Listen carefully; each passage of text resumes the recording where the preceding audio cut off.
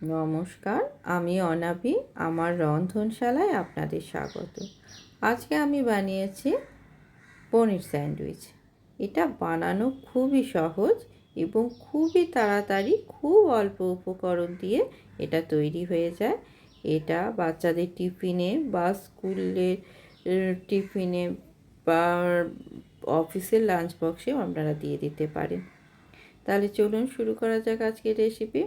প্রথমে গ্যাসে একটা কড়াই বসিয়ে অল্প একটু সাদা তেল দিয়ে দিলাম, তার মধ্যে অল্প একটুখানি রসুন কুচি দিয়ে দিলাম, আর একটা ছোট সাইজের পেঁয়াজ খুব মিহি করে কুচি করে রেখেছিলাম সেটা দিয়ে দিলাম।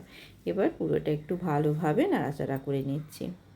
আমি আজকে খুব অল্প পরিমাণ স্যান্ডউইচ করে দেখাচ্ছি।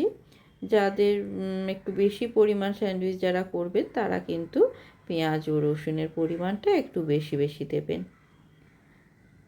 আমার হঠাৎ করেই ছেলের খুব বায়না হয়েছে স্যান্ডউইচ খাবে, পনির স্যান্ডউইচ, তাই হঠাৎ করেই করতে লেগে গেছি। একদমই ঘরে থাকা উপকরণ দিয়ে জিনিসটা আমি বানিয়েছি। অল্প একটু লবণ দিয়ে দিলাম, একটুখানি লঙ্কার গুঁড়ি দিয়ে দিলাম, আর অল্প একটুখানি গোলমরিচ দিয়ে দিলাম।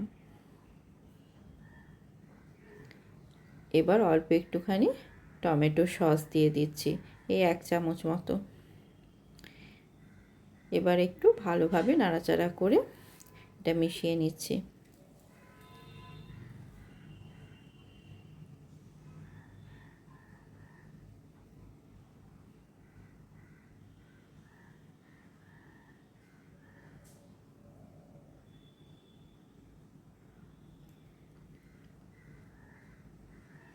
অল্প একটুখানি সয়া সস দিয়ে দিলাম, সেটাও ভালোভাবে মিশিয়ে নিচ্ছি। আর খুব সামান্য একটু জল দিলাম, যাতে পেঁয়াজটা কষাতে একটু ভালোভাবে কষানো যায়, পুড়ে না যায়, সেজন্য সামান্য একটু জল দিয়েছি। দেখতেই পেলেন আপনারা। এবার খুব ছোট ছোট টুকরো করে পনিরগুলো কেটে রেখেছি সেটা দিয়ে দিলাম। পনির তো খুব বেশি ভাজার প্রয়োজন পড়ে না, তাই পনিরটা আমি শেষেই দিচ্ছি এবং ভালোভাবে নাড়াচাড়া করে মশলাটার সঙ্গে মিশিয়ে নিলাম।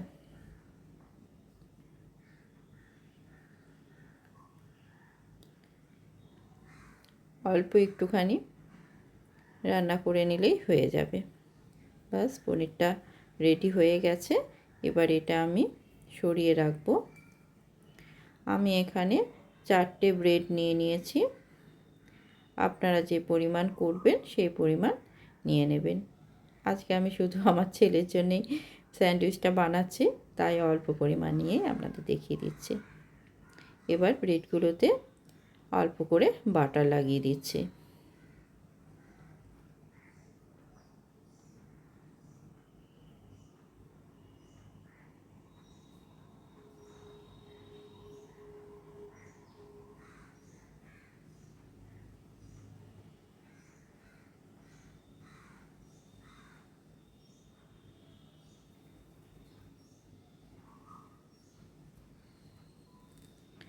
এবার প্রত্যেকটা পাউরুটিতে আমি অল্প অল্প করে একটু সস দিয়ে নিচ্ছি।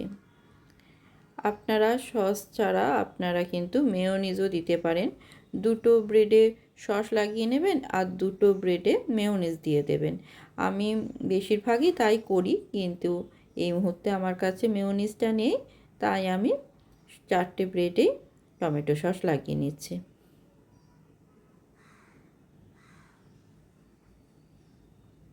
এইভাবে বানিয়েও খেতে পারেন, ভীষণই ভালো হয়।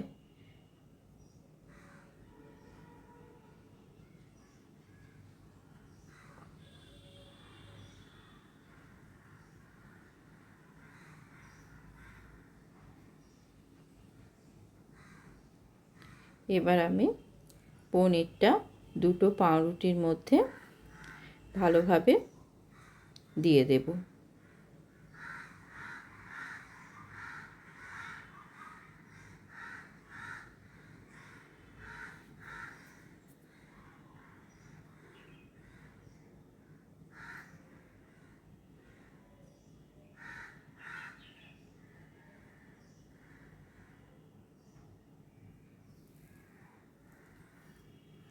একদম 10 মিনিটের মধ্যেই কিন্তু রেসিপিটা তৈরি হয়ে যায়।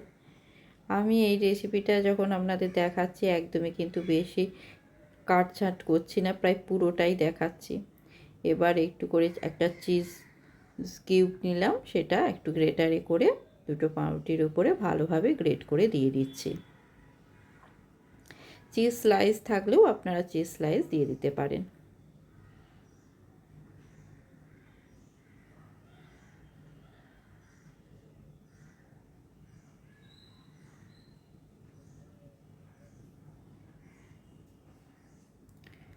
এবারে পাউরুটিটা আমি এটার উপরে চাপা দিয়ে দিচ্ছি, একটু হাতে করে চেপে দিলাম।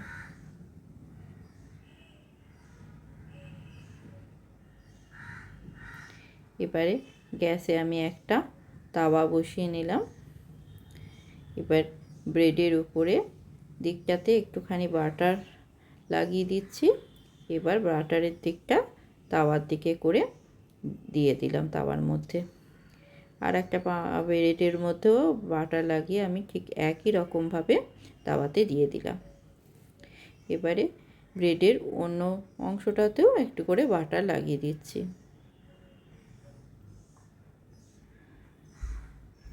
এটা বাচ্চাদের দিতে পারেন, এটা কিন্তু বেশ হেলদি একটা রেসিপি। এমন কিছু জিনিস থাকে না যে বাচ্চারা খেতে পারবে না, খুব ঝালও হয় না। বাচ্চাদের দিলে তো ঝাল দেবেনই না, এটা বাচ্চাদের একটা খুবই প্রিয় রেসিপি। এবারে উল্টো পিঠটা উল্টে দিলাম।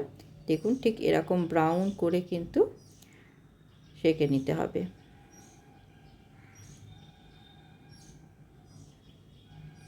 এতে করে এটা কিন্তু একদমই লো ফ্লেমে বানাবেন, তাহলে দেখবেন ওপরটা বেশ ক্রিসমি হবে।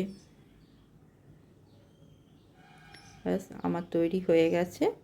আমি এটাকে 3 কোনা করে কেটে নিচ্ছি ছুরিতে করে।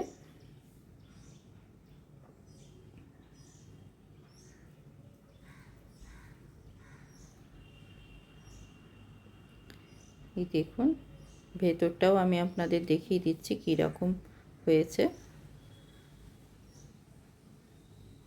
ভীষণই সুন্দর হয়, ভীষণই অল্প টাইমে তৈরি করে নিতে পারবেন। কেমন লাগলো আজকের রেসিপি? আর এই রেসিপিটা আপনারা লাঞ্চ বক্সে টিফিনে অবশ্যই বাচ্চাদের বানিয়ে দেবেন। ভালো লাগলে অবশ্যই একটা কমেন্ট করে জানাবেন। ধন্যবাদ।